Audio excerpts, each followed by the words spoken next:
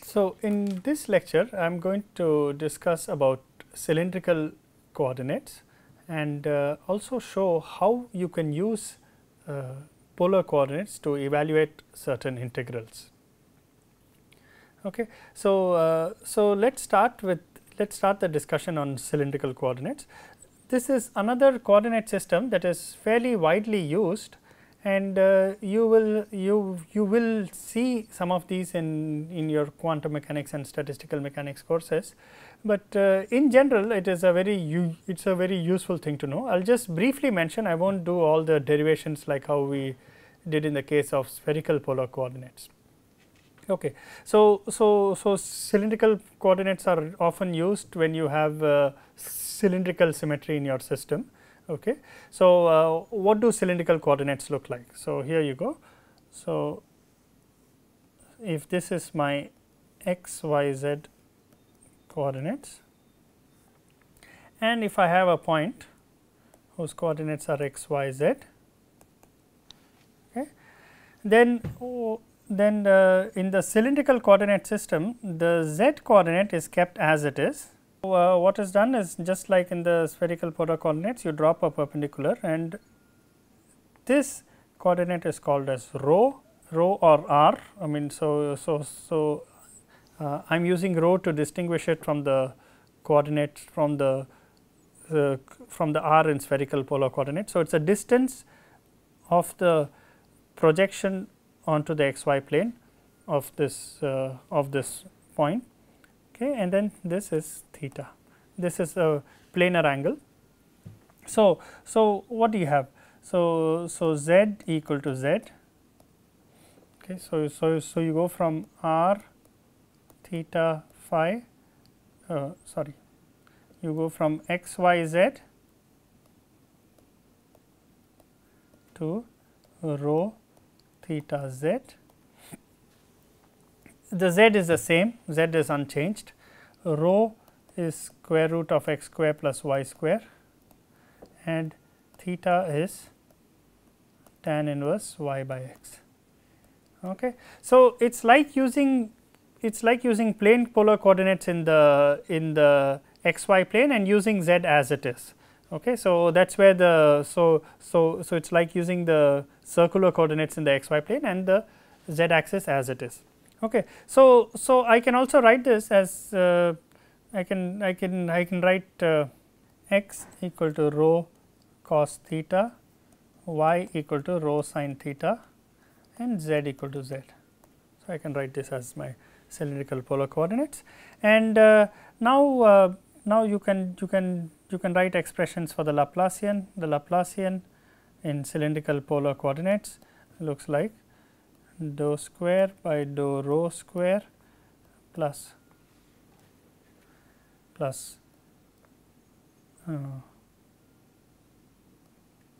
dou by dou rho 1 by rho plus 1 by rho square dou square by dou theta square plus dou square by dou z square.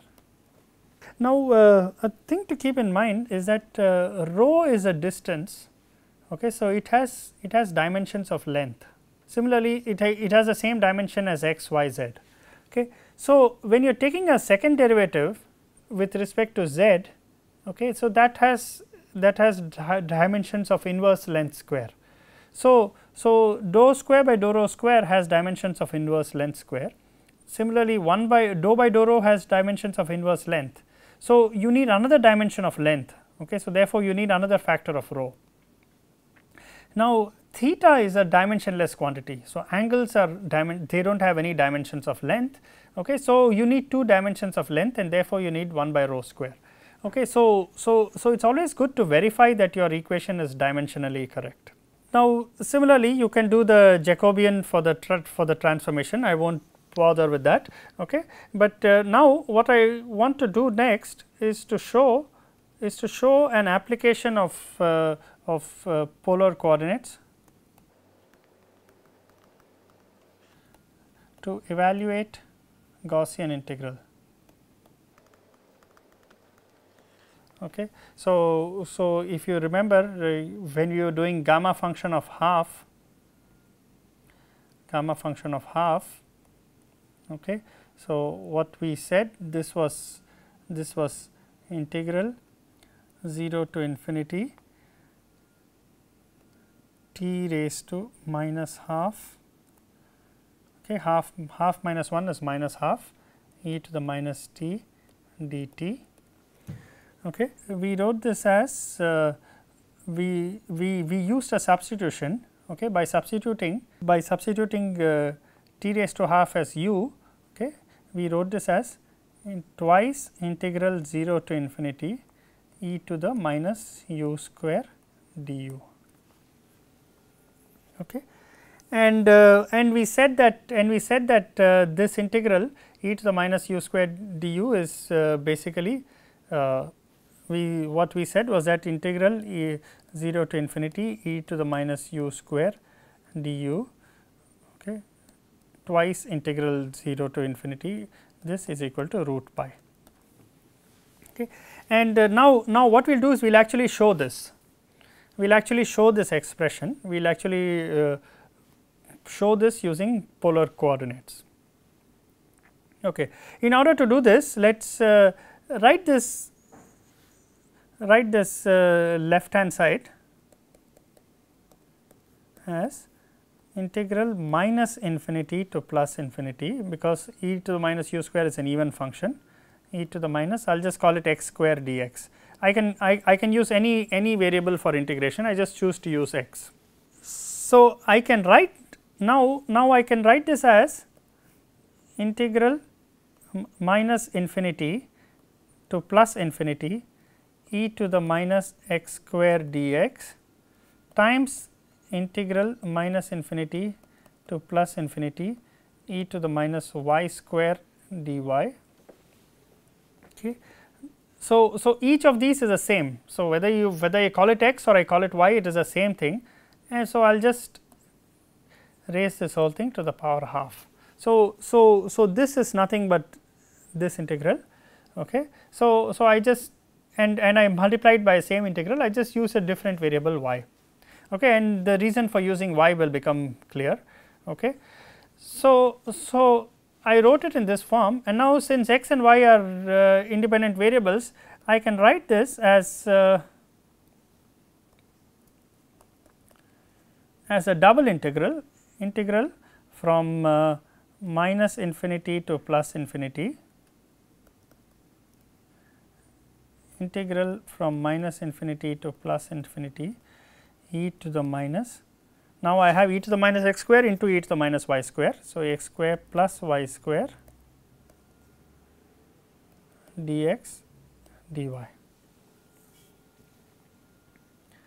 Okay.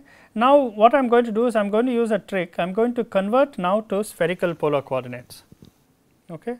So, what we will do is we will just convert to spherical polar coordinates. So, let us just go up. So, this integral, okay, you can write using plane polar coordinates. Okay. So, what you will write is you will write r square equal to x square plus y square, okay, and you have tan theta equal to y by x. Okay. So, you are going to make the substitution, and then dx dy, this goes to r dr d theta, okay, and we will put the range of integration. So, r goes from now we are letting x go from minus infinity to plus infinity. So, r will go from 0 to infinity, theta will go from 0 to 2 pi. So, I can write my left hand side as equal to integral 0 to 2 pi integral 0 to infinity, okay, and what you have is we have e raised to minus r square r dr d theta, and again this whole thing is raised to the power half. Now, you can clearly see that the integrand is independent of theta. So, I can just write this as 2 pi. So, the integral over theta will just give me a factor of 2 pi, and then I have integral from 0 to infinity e to the minus r square. Now, I will just write it as 2 r dr, and I will put a factor of 2 here, and this whole thing is raised to half. And you can see why I did that, because derivative of e raised to minus r square is e raised to minus r square into minus 2 r. Okay. So, I can just write this as pi times e to the minus r square with a minus sign from 0 to infinity, this whole thing raised to power half. So, this will just give me now e to the minus r square, when r equal to infinity, this is 0, okay. When r equal to 0, this is 1. So, I just get square root of pi. Okay. So, in this way what we have done is using this plane polar coordinates, okay, we managed to show that integral e to the, we managed to show that integral from minus from 0 to infinity e to the minus u square du equal to square root of pi, okay. And this is nothing but gamma function of half. Okay. Twice integral this equal to pi equal to gamma function of half. So, gamma function of half was we have shown that that is equal to pi. This is just one example of doing integrals using different coordinates. Okay. Now, often we will find such coordinates in various applications, okay, and you will often be working with the coordinate system that is most convenient, typically to describe the boundary conditions of the problem. Okay. So, to describe the geometry of the problem, you use the appropriate coordinate system. Okay. So, suppose you have a system that is spherically symmetric, then these sort of coordinates are more useful. Okay. So, now I just want to mention one thing, okay, that the spherical polar coordinates and cylindrical coordinates are two examples of what are called as curvy linear coordinates. Curvy linear coordinates. And there are many more examples. There are many other examples such as elliptical coordinates or prolate coordinates and so on, okay, which are used whenever you want to do and one of the most important applications of these coordinates is to actually do integrals.